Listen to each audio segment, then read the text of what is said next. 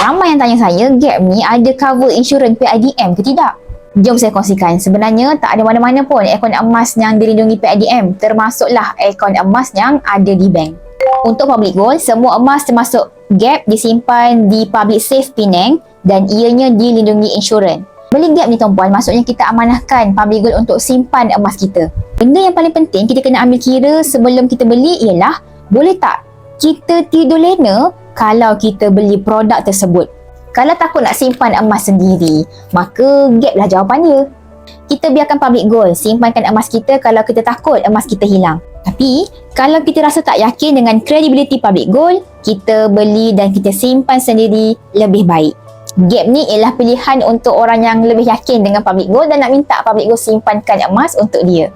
Bagi tuan-puan yang takut nak simpan emas sendiri dan nak simpan sahaja dulu dalam akaun emas Gap, jom mula buat simpanan emas hari ni. Ada serendah RM100 pun dah boleh bermula. Daftar akaun public gold secara percuma, klik saja link di bio, saya bantu tuan-puan sebaiknya, insya-Allah.